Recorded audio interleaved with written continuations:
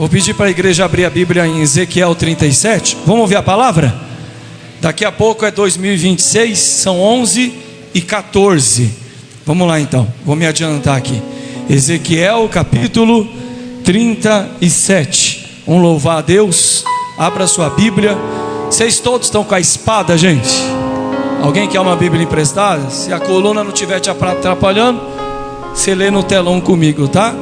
Ezequiel 37. Põe a mão na Bíblia.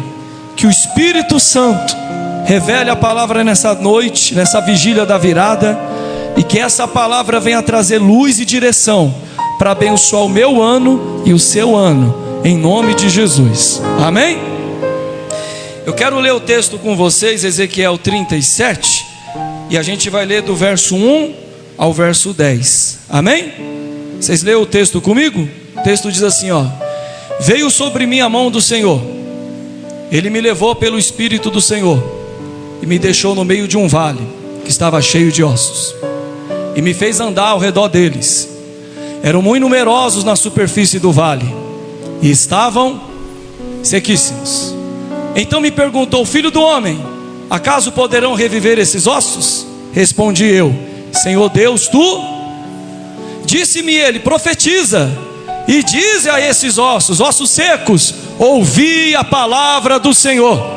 Assim diz o Senhor Deus a esses ossos: eis que farei entrar o Espírito em vós e vivereis. Porém tendões sobre vós, farei crescer carne sobre vós estenderei pele, porém vós o Espírito, e vivereis, e sabereis que eu sou o Senhor. Então profetizei como me ordenara. E enquanto eu profetizava, houve um ruído, um barulho de osso que batia contra osso, e se ajuntaram cada osso ao seu osso. Versículo 8: olhei, e eis que havia tendões sobre eles, e cresceram as carnes, e se estendeu a pele, e sobre eles, mas não havia neles o que? Espírito. Então ele me disse: profetiza, Espírito, ao Espírito, profetiza, filho do homem, e diz-lhe: assim diz o Senhor Deus: vem dos quatro ventos a Espírito, e assopra sobre os mortos, para que vivam. Profetizei como me ordenara, e o Espírito entrou neles, e viveram, e se puseram de pé um exército sobremodo numeroso. Amém? Permanece com a Bíblia aberta. Hoje eu quero trazer um tema na vigília da virada, e o tema é: antes da restauração vem o vale. Amém? O pano de fundo desse texto aqui é Israel, que está no cativeiro babilônico. E por que eles estão no cativeiro babilônico? Primeiro, porque eles abandonaram a Deus. Segundo, porque quando você lê a história, eles amaram mais o templo do que a Deus. Eles viviam uma vida de pecado, mas ele se agarrava ao templo de Salomão como se o templo fosse um amuleto, como se o templo protegesse ele. Ainda hoje tem gente que ama mais o templo do que a quem? Do que a Deus. Então Deus, ele tira o templo do povo, porque Deus não precisa de templo. E aquele povo é invadido por Nabucodonosor, e eles caem no cativeiro babilônio. Então não tem mais templo, não tem mais adoração, não tem mais sacrifício. O que tem a tragédia é um povo escravo. E quem olha para aquele povo e lembra do povo que era, um povo avivado, um povo que servia a Deus, agora um povo escravo e humilhado, ninguém acreditava que aquele povo voltaria a ser uma nação. Então Deus pega o profeta, leva o profeta a um vale. O profeta vê um vale de osso seco, e Deus pergunta: você acha que esse vale de osso seco pode ter vida? E ele diz: o Senhor sabe. E Deus fala para ele: profetiza. E ele profetiza, e aquele monte de osso vira um esqueleto. Profetiza carne, vai vindo carne, tendões, e vira homens, e entra o Espírito. E aí Deus fala para eles assim, ó: esse vale de ossos secos é o meu povo, que se perdeu, mas eu posso trazer o meu povo de volta. Diga graças a Deus. Meus irmãos, essa passagem do vale dos ossos secos é o retrato da igreja no Brasil. Sincretismo religioso, púlpito sendo transformado em balcões, a Bíblia se transformando em mercadoria. os membros se transformando em consumidores.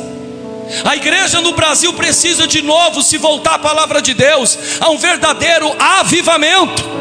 E o único que pode avivar a igreja é Ele. E Ele vai usar duas coisas para ressuscitar aquele vale de ossos secos. Duas coisas. Ele usa a palavra dEle e Ele usa o Espírito dEle. O que a igreja precisa é da palavra e é da presença de Deus com o Espírito Santo. Diga graças a Deus. Não adianta ter uma estrutura boa, um telão de LED e ter banda, se não tiver a palavra de Deus, se não tiver o Espírito Santo que convence o homem do pecado. Então a minha oração hoje é para que a palavra de Deus que vai ser pregada e o agir do Espírito Santo venha trazer vida para você. Mas eu quero pegar esse texto que Deus colocou no meu coração e ajuntar algumas lições que vai abençoar o seu ano. E se você e eu seguir o que está escrito aqui, você vai ter um ano abençoado sim. Vai ter lutas, mas a palavra e o Espírito Santo vai caminhar com você. Diga graças a Deus. A primeira lição que eu quero tirar nesse texto aqui é que a mão de Deus nos leva no vale. Olha o que está escrito no versículo 1. Veio sobre mim a mão e Ele me levou pelo Espírito aonde? A um vale de ossos. Quem foi que colocou o profeta no vale? Foi a mão do diabo? Foi a mão de quem? De Deus. E a pergunta é: por que Deus me leva para o vale? Né? É fácil pregar Jonas, né? Jonas entrou no barco, quase afundou também, ele estava desobedecendo. É fácil, não é? Está desobedecendo, dá tudo. Como é que você vai pregar Paulo agora? Atos 26, Atos 27. Porque Paulo está obedecendo. E Paulo entra no navio lá e o barco afunda e perde tudo e tudo dá errado. E aí, como é que prega esse texto? Uma pessoa fiel, como é que prega Jó? Um homem fiel, temente a Deus. Escute, o ano vai vir daqui a pouco, que seja um ano abençoado, mas escute, o ano, mesmo servindo a Deus, a mão de Deus vai te colocar no vale. Por quê, pastor? Porque é no vale que Deus mostra coisas que você não percebe. O vale é uma preparação. Amém, gente? Antes de Jesus iniciar o ministério dele, ele fica 40 dias no deserto. Antes de Moisés ser o libertador de Israel, Deus bota ele 40 anos no deserto. Antes de Davi subir o trono, ele pastou na mão de Saul. Antes de José ser governador do Egito, ele foi humilhado, traído, envergonhado. Então tem hora que é a mão de Deus que coloca você no vale. Escute, não é pecado não. Não é você que está desagradando a Deus, não. É a mão de Deus. Por quê? Porque Ele quer te mostrar alguma coisa, porque Ele quer preparar você. Diga graças a Deus. Então a primeira lição aqui é o propósito de Deus no vale. Mas em segundo lugar, olha o versículo 2 comigo aí. Aliás, bota no telão o texto para mim, Atos capítulo 8. Deixa eu mostrar para você o propósito do vale. Rapidinho, filha. Atos capítulo 8, versículo 2. Bota lá no telão para eles lerem. Lê comigo ali, ó. Alguns homens piedosos sepultaram Estevão. Estevão foi o primeiro mártir. Fizeram grande pranto. Vai indo. Saulo, porém, vai indo. Aí, ó, vai indo. Outro versículo, vai indo. Felipe, descendo na cidade de Samaria, anunciava a Cristo. Outro versículo, vai indo, para achar o que eu quero. As multidão atendiam unânimes as coisas que Felipe dizia, ouvindo os sinais. Não é esse versículo não, é o versículo 4. Desculpa, é o 4 mesmo. Lê todo mundo o 4 comigo. Entremente os que foram o que, gente? Iam por toda a parte pregando o que? Tira o texto, olha para mim aqui, ó. Isso aqui é vale. Mataram Estevão, a igreja foi perseguida, e a Bíblia diz que os irmãos da igreja que estava crescendo em Jerusalém, tinha mais de 10 mil membros, estava tudo tocado em Jerusalém. Aí veio perseguição, veio prisão, veio morte. A Bíblia diz que eles tiveram que fazer o quê? Se espalhar. Por causa dessa perseguição, a igreja se espalhou. E aonde cada membro da igreja ia, Jesus foi pregado. É a partir dali que o evangelho sai de Jerusalém e começa a se espalhar pelo mundo, começando com perseguição, começando com um vale. Então escute, depois do vale tem bênção. Diga graças a Deus. Estende a mão para cá, estende a mão para cá. Você não está entendendo o que está acontecendo com você. Você não está entendendo, parece que você pecou, parece que você está desagradando a Deus. Você está nesse vale, mas a mão dele te colocou aí. Porque depois do vale vem bênção. Depois da crise vem a bênção. Depois da tempestade vem bonança. Diga graças a Deus. Versículo 2. Olha aí comigo 2. E me fez andar ao redor deles. Para aí, ele está no vale. Vale é lugar de tribulação, de luta. Aí ele está lá no vale. A Bíblia diz, ele diz: Deus me fez andar. Quem fez ele andar, irmãos? Deus não quer você parado num vale. Tem porta que vai fechar mesmo. Crente fica doente sim. Crente bate o carro sim. Não fica botando a culpa tudo no diabo não. Quem serve a Deus passa por luta também. A vida cristã não é indolor. No mundo tereis o quê? O vento contrário vai vir, mas no vale não fica parado. Ele diz: Deus me fez andar no vale. Fica parado não, fica resmungando não. Anda, caminha, levanta a cabeça, Deus é com você, diga graças a Deus. Então vai vir vale 2026, mas nós vamos caminhar e vamos vencer todos, porque Deus vai caminhar com você, em nome de Jesus. Versículo 3. Então me perguntou: filho do homem, acaso poderão reviver esses ossos? Respondi eu: Senhor Deus, tu escute. 2026 vai vir vale. Não fica parado não, irmão. Deixa de congregar por causa dos outros não. Caminha. Mas tem o mais importante, terceiro lugar. Deus pergunta para ele: está vendo esse vale aí? Estou vendo, sim senhor. Você acha que esse vale de osso seco pode voltar a ser homem em um exército? Só Deus? Sabe o que significa aqui? Que tem coisas que só Deus pode fazer. Ó, o ano vai vir. Deus falou para a gente não ficar parado. Mas agora Deus está falando para você não contar com a força do teu braço. Não queira fazer as coisas sozinha. Amém? Tem coisa que eu posso fazer, mas tem coisa que só Deus pode. O quê? Só Deus pode converter o coração do teu filho. Só Deus pode converter o coração do teu marido. Pastor, vai lá falar com meu marido. Eu vou, mas eu não tenho poder de mudar a mente de ninguém. Mas Ele pode. Então em 2026, responda que nem um profeta: só Deus sabe. Conte com Deus, porque Ele é poderoso para fazer. Diga graças a Deus. Amém, gente? Versículo 4. Disse-me ele: profetiza esses ossos e dize: ossos, ouvi a palavra de quem? O que vai dar vida ao vale dos ossos secos é o que está escrito aí? Ruth. Versículo 4. Qual é a arma que Deus está usando para ressuscitar o vale, igreja? Qual que é a arma? O que é que ele colocou aqui no versículo 4? Ouvi a palavra de quem? O que a igreja precisa? O que a igreja precisa? As pessoas querem trigo, mas estão dando palha. A palavra de Deus está sendo pregada. Há aqueles que querem mais revelação do que palavra de Deus. A maior revelação é a palavra de Deus. Ele vai ressuscitar o vale usando a palavra, o que ele disse: ouça a palavra de Deus, porque ela é viva, porque ela é eficaz. E o salmista Davi entendeu isso quando ele escreve Salmo 119, versículo 11: guardei a tua palavra no meu coração para não pecar contra ti. Guardei o que eu tenho de melhor, no melhor lugar, com o melhor propósito, para não pecar contra o Senhor. Diga graças a Deus. Que a igreja precisa é da palavra de Deus. Só que a palavra de Deus está sendo substituída. A melhor parte do culto é essa: sentar e ouvir a palavra. Amém, gente? Mas aí ele segue no versículo 5. Todo mundo leu 5. Assim diz o Senhor Deus a esses ossos: eis que farei entrar o Espírito em vós. E o que? Ele disse: profetiza. E ele está profetizando com a palavra. Esse ano não deixa a palavra de Deus de lado. Esse ano saia de casa, mas leia a palavra, faça devocional. Só que agora Deus está mandando ele profetizar. Sabe o que é profetizar? É pregar. Só que ele está mandando pregar a vida. Escute, olha para mim.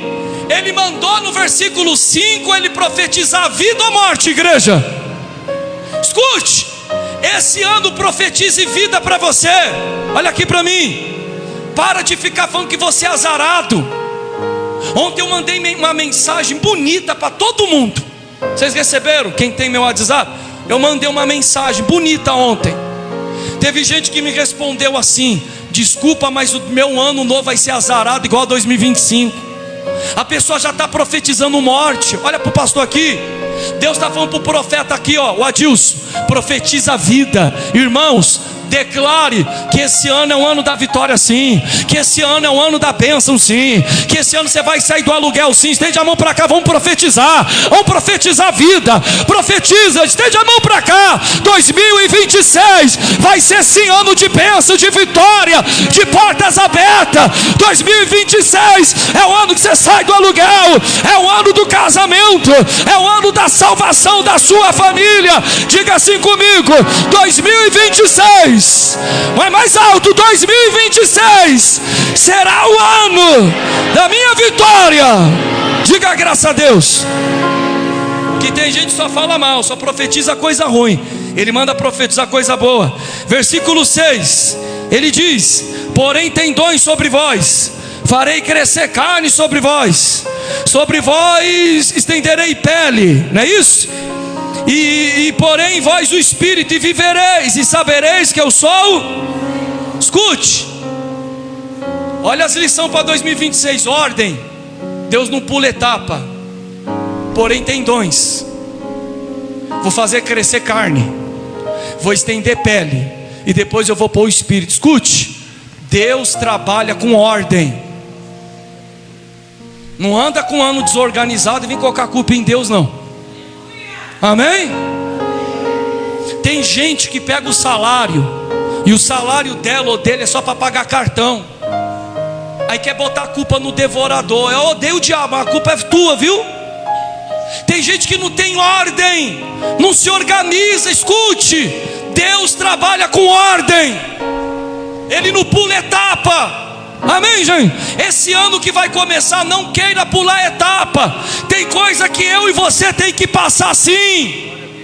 Não dá para entrar na primeira série e já ir para a sétima, e passar a segunda, a terceira. É degrau por degrau. Diga graças a Deus. Quer subir no altar e pregar, mas não tem comunhão. Vai ter comunhão. Vai estudar a Bíblia. Não pule etapa. Diga graças a Deus. Então qual que é a lição? Organização. E não pule etapa, porque Deus não pula etapa. Deus não trabalha com gente desorganizada. Deus trabalha com gente organizada. Mais, olha o versículo, o finalzinho do versículo 6. O que diz aí? E sabereis que eu sou o quê? Sabe o que Deus está falando para mim? Deus está falando assim: eu vou colocar tendão, eu vou colocar carne, eu vou colocar pele, e sabereis que eu sou o Senhor. Quem vai fazer tudo é quem? Quem é que faz tudo? Escute, nesse ano, entenda que quem faz as coisas é Deus. A glória não é sua, a glória é de Deus. Você tem testemunho para dar, não foi você, foi Ele que abriu porta, foi Ele que te abençoou. Está com o dinheiro sobrando, sim, porque você se organizou e Deus está te prosperando. A glória não é sua, a glória é de quem, igreja? E Ele disse: a minha glória eu não dou a ninguém. Então nesse ano aprenda uma coisa: é Deus que vai te conduzir, é Deus que vai fazer. Tudo que acontecer na tua vida você vai falar: Deus abriu porta, Deus me deu direção, essa casa é Deus, essa igreja é Deus. Tudo que eu tenho vem de quem? De Deus. Versículo 7: então profetizei segundo me ordenara. Obediência. Deus não abençoa gente desobediente. Não obedece, quer ser abençoado? Vai ser não, irmão.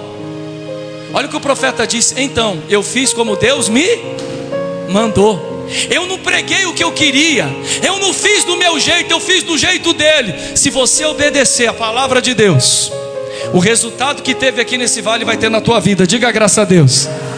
Por que é importante obedecer? Porque até Jesus teve que obedecer.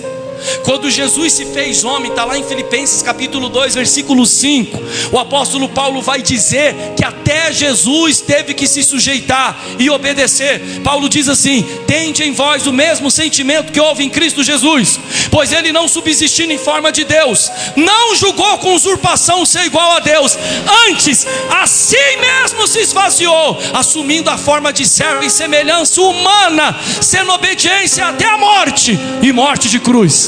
Se até Jesus obedeceu, meu irmão, eu e você devemos. Não tem como Deus abençoar o meu ano se eu não tenho organização, se eu não tenho a palavra de Deus como prioridade, e se eu não obedeço o que Ele manda eu fazer. Amém, gente? Mas deixa eu me adiantar aqui, vamos lá. Versículo 8: olhei, e eis que havia tendões sobre eles, cresceram as carnes, se estenderam a pele sobre eles, mas não havia neles o quê? Então olha só, virou um esqueleto, nasceu carne, tendão, tudo. Está faltando o que, irmão? Não tem espírito. Mudou muita coisa, gente? Mudou. Não é mais um esqueleto humano, é um corpo humano. Parece que está vivo, mas está o quê? Está morto. Não, por que está morto? Porque não tem o quê? Olha para mim aqui. Nesse ano, seja cheio do Espírito Santo. Porque assim também tem gente que parece que está viva, mas está morta. Apocalipse capítulo 3, versículo 1, quando ele escreve à igreja de Sardes, ele diz: tem nome que vive, mas está o quê? Você olhava para a igreja de Sardes, parecia uma igreja avivada. Só que Deus conhece o interior do pastor, de cada membro da igreja. Aí aquela igreja, se olha, parece que é uma igreja avivada. Aí Deus fala: parece que está viva, mas está morta. Parece que é homem de Deus, mas não é não. Parece que é mulher de Deus, mas não é não. Tem nome que vive, mas está o que, a igreja? Porque falta o Espírito. Em nome de Jesus, não vamos viver de aparência esse ano. Não vamos viver de aparência. Não vamos botar máscara esse ano.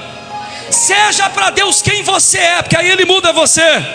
Versículo 9: então ele me disse: profetiza ao Espírito, profetiza, filho do homem, e diz: assim diz o Senhor Deus. Vamos lá, todo mundo estende a mão para cá. Vem dos quatro ventos a Espírito e assopra sobre esses mortos, para que o quê? Ele está pregando para morto. Olha para o pastor.